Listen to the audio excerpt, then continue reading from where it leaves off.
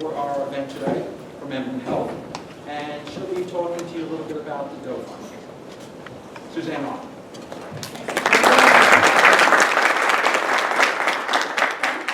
Let me say something first to earn that. Thank you very much. Can you hear me? Yes. Okay, great. So welcome to Emblem Health. I'm thrilled to host this event and have you here. It's a hot, sticky day, but at least it's not raining yet. Fingers and toes crossed.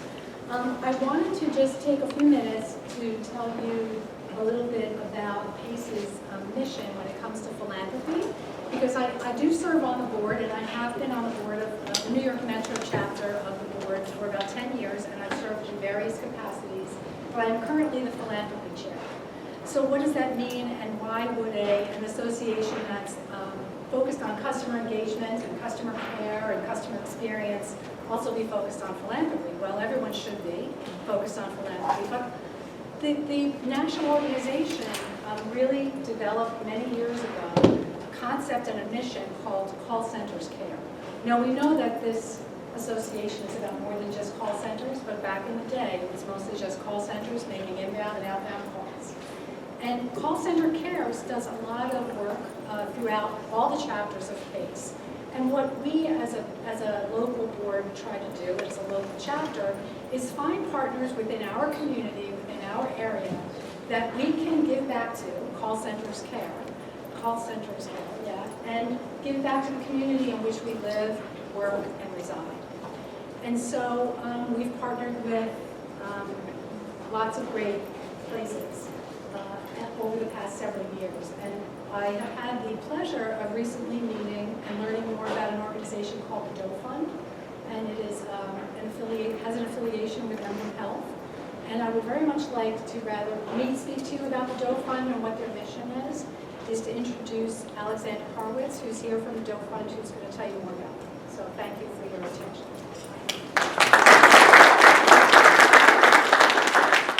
Thank you very much. I'm Alexander Horwitz. I'm the Director of External Affairs for the Doe Fund. I'd just like to say thank you so much for inviting us here, especially to Karen and Suzanne. It's a real pleasure.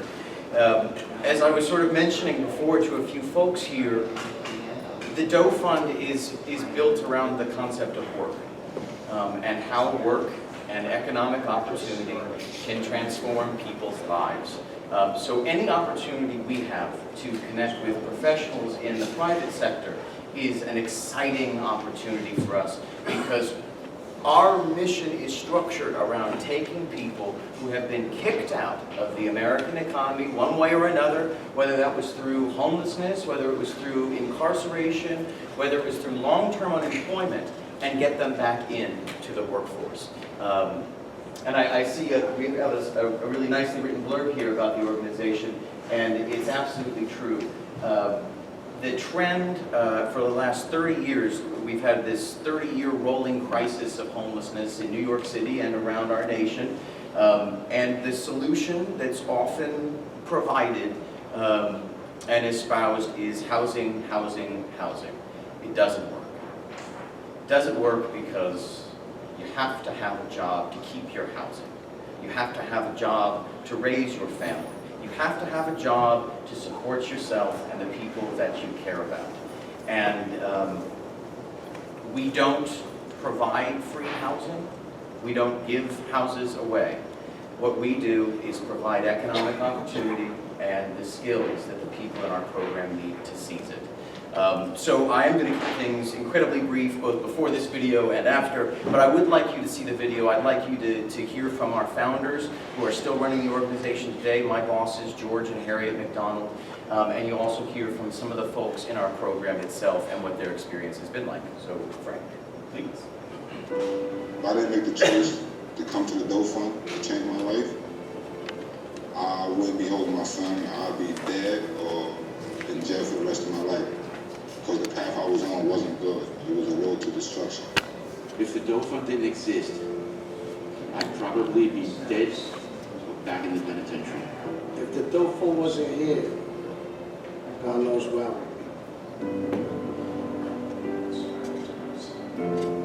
11 months ago, I was sitting in a prison cell. I at the end of 20 years wondering what I was going to do. A lot of guys like me inside wonder what's the next chapter in life. What are we going to do when we get out? If there is an opportunity, where are we going to go? I mean, 20 years. Anything I ever had or loved was gone. By and large, it's been, my judgment and experience, a lack of opportunity that people have had, and not any character flaw or defect of their own. We're all human beings, and we all make mistakes, and we hopefully learn from those mistakes. Our folks, when they make a mistake at 13 or 14 years old, have to live with that mistake, branded with that mistake for their whole lives, and they don't have an opportunity. And I think that that's the subject that we need to address. Their character is just fine. Typical day of my life before the Doe Fund, not really organized, no goal, no motivation. Life before the Doe Fund, I was down and out, waking up in the morning, going to grab a firearm. When we started Ready, Willing, and Able 30 years ago, everyone told us that the people were too lazy or too crazy to work. The thing was that we actually knew the people. They were human beings who wanted to have opportunity and go to work. And everything that we believed about people and the best in humanity is true. For me to be put in like this kind of environment to do the right thing and somebody to trust me, it was like, whoa, I ain't never had that feeling before. I shoveled steps. I shoveled walkways. I made paths for the people of New York City to enjoy the Hudson River Park. And it's not just picking up garbage. I did so much damage to this city that it's ironic that now I'm cleaning it up. And it feels great. When I got to the Doe Fund, I saw an opportunity. If I want to change, I got to do it now. The Doe Fund shifts that whole perception because they provide an environment where everyone is positive. Everyone is looking to better themselves. It took time for me to learn how to appreciate what is it that I'm doing. I'm actually doing something not only for myself, but for the community at large. You know, you keep the streets clean, you know, you give direction to tourists, to people.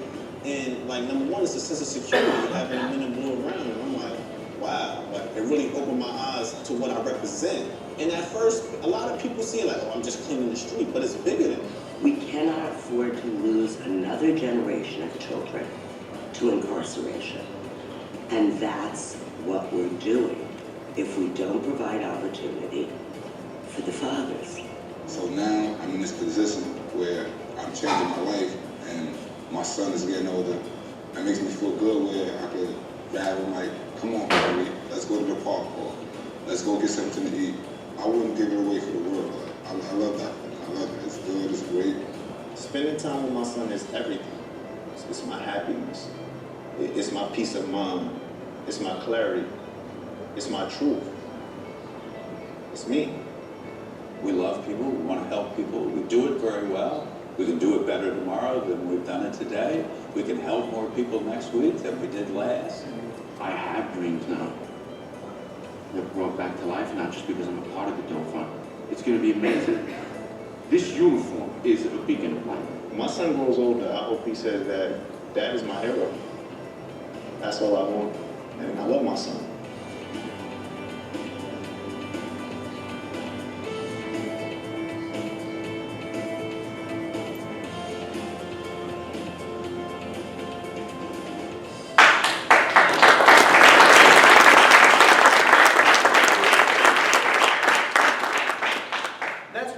Today. The Ready, Willing, and Able Transitional Work Program was started by George and Harriet McDonald in 1990, about 5 years after they founded the Doe Fund, and it is our largest and sort of best-known program. Most folks know the Doe Fund by the guys cleaning the streets, and that's our most visible sort of form of work. But that is actually only the first 3 months of a person's journey at Ready, Willing, and Able. Those first 3 months of street cleaning are devoted to developing the soft skills of employment, working on a team, having a supervisor, maintaining a regular schedule. For many of our folks who have spent their entire adolescence and adulthood locked up, These are skills that never had the opportunity to be developed. For folks who have experienced long periods of homelessness, where I spent time in homeless shelters or in prison, the codes, the social codes, the means of operating and navigating those spaces are complete departures from how a person is expected to function and the things they are expected to know when they go into a workplace. If we don't intervene on their behalf, those skills will never be developed. And the cycle of homelessness, incarceration, drug use, homelessness, incarceration will continue over and over again. This is our 30th anniversary. One of the things that we've seen over the last few years is a doubling of the number of young men coming to our organization and looking for help. It's extremely upsetting. The average age in our program used to be about 42. As of last year, it's 38 and dropping.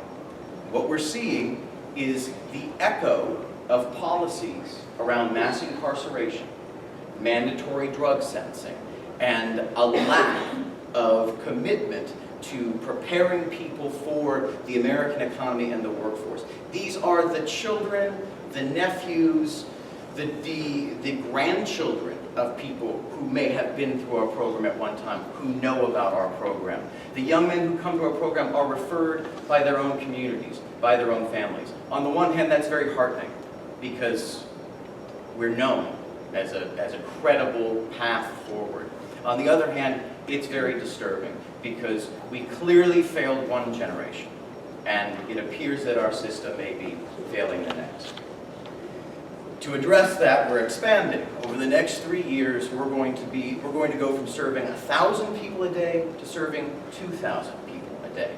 We have 3 facilities throughout New York, residential facilities, where the people engaged in Ready, Willing, and Able live and work and study and receive social services. We're going to double the number of facilities. We also build a huge number of affordable and supportive housing units throughout New York City. We have 6 different buildings where we support people with that type of housing. Again, that's housing that they contribute to, but that gives them the step up from the floor of poverty to the first rung of the economic ladder. And that's the area where we work. That's the area that requires the most amount of attention right now from our perspective in the American economy, because the space between the floor of poverty and the first rung of the economic ladder has simply gotten too far for many, many people to be able to reach on their own. Our program provides intermediary steps. After those 3 months of street cleaning, everyone in our program goes into one of 6 different career tracks. These career tracks are things like pest control, green building maintenance, and our most popular is the culinary arts. About 25% of our graduates go into careers in the culinary arts. What's key about these programs and about these career tracks is they are professionally licensed. Each one has some sort of city or state license attached, which represents a lifetime of potential income. And the last thing I'll say about the program and the folks in it, that is the most miraculous part to me. About 2/3 of the folks in our program have children, and very few have contact with any of them. And that's a consequence of having been incarcerated or having been homeless for some time. We saw a couple of the most adorable children in the world, right, who belong to a couple of the guys that are in the program now. From day one in this program, folks earn money. From day one, they pay child support. What that means is that after 9 to 12 months of being in this program, the family is ready to be unified. The mothers of children are ready to welcome these men back into their lives. And so when we serve just one guy with kids, by the time he graduates from our program and moves into a job in the private sector and gets his own self-supported housing, he's actually uplifted 3, 4, or 5 people along with him. And that's the impact of the program. It's great, and it's absolutely a mandate of our society to take a homeless family and get them into shelter right away. That's an emergency. The long-term solution is providing economic opportunity to the people that can support those families. And when we do, we break the cycle, and we won't see their kids in our program, because their entire perspective will have been changed, and they will have access to the first rung of the economic ladder. I want to leave a couple of minutes for any questions, and I'd be happy to take them now if we have time. Frank, do we have time? Sure. Great. Any questions? Well, I will tell you a little bit. Yeah, go ahead. Where are your locations? Our facilities are our offices. Both? Both. We have a 200-bed facility for Ready, Willing, and Able, which is the transitional work program you just saw, in Harlem at 155th Street and Frederick Douglass Boulevard. We also have a 400-bed facility in Bushwick on Porter Avenue off the Morgan L train stop. We have a 70-bed facility that's being increased to 200 beds currently in Bedford-Stuyvesant, which is our original facility. George and Harriet started there in 1990. Then we're about to start renovations on the Muller Army Reserve Center in the Bronx, which will also be a 200-bed facility, and so on and so on and so forth. Our offices, our executive office is on 84th Street on the Upper East Side, and we have an administrative office at 107th Street and First Avenue. We also have supportive housing throughout Manhattan and in Brooklyn. And, excuse me, I think cut it short here to keep us on track. Alexander will be with us throughout the event, so please, if you have any other questions, take them on the side. But I want to make sure we move on to let you know why we're here about the Doe Fund, which is to raise funds. You guys have been so generous over the years, raising thousands of dollars for the various charities. So I want you to dig deep. It's a great cause. And Suzanne, I want to turn over to you about what's happening here with the Yeah, just really quickly, I wanted to let you know that we want to make this fun and exciting and interesting for all of you too. So we have the ability for you to purchase raffle tickets. In the center of the table over here on my left are our raffle prizes. Emblem Health has donated 2 tickets to see Kevin Hart at the Barclays Center in our luxury suite in July. That's a really great opportunity for anybody who's interested. Kevin Hart is hysterical. We also have from some of our sponsors 2 iPad minis, gift cards to Starbucks and Amazon gift cards, Best Buy, lots of great prizes. So throughout lunch, I'm going to probably be hawking tickets and come around to visit you while you're munching on your delicious lunch. And I just wanted to let you know that there'll be something in it for you. So enjoy. Thank you so much, Alexander. Thank you. It's really an exciting organization.